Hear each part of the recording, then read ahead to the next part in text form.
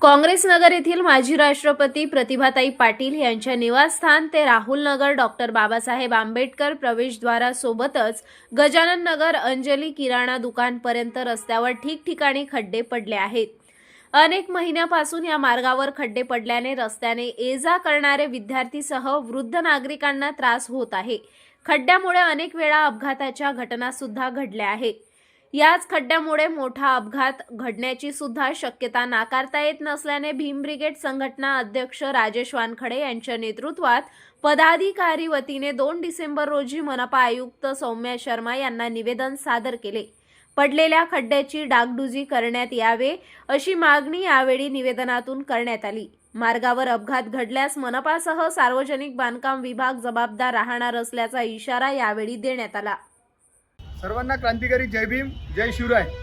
आज भीम ब्रिगेड महाराष्ट्र संघटनेच्या वतीने मनपा आयुक्त यांना निवेदन देण्यात आले। त्याचे स्वरूप अशा प्रकारे आहे की राहुल नगर काँग्रेस राष्ट्रपती बंगल्यापासून तर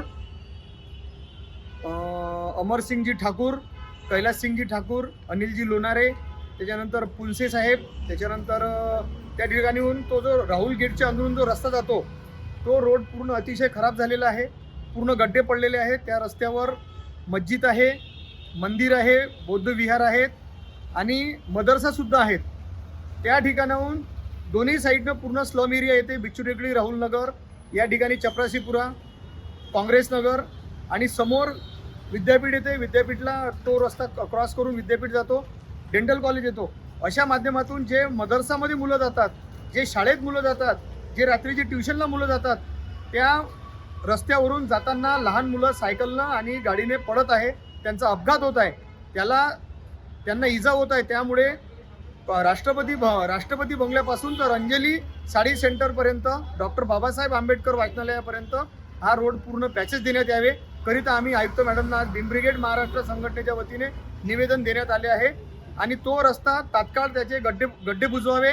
अन्यथा त्या ठिकाणी जर कोणता अपघात झाला तर याला जबाबदार मनपा आयुक्त, मनपा उपायुक्त, मनपा सहाय्यक आयुक्त आणि बांधकाम विभाग राहील आणि याचे जर काम तात्काळ सुरू केले नाही तर भीम ब्रिगेड महाराष्ट्र संघटना हे त्या ठिकाणी रास्ता रोको आंदोलन करेल। जय भीम जय संविधान।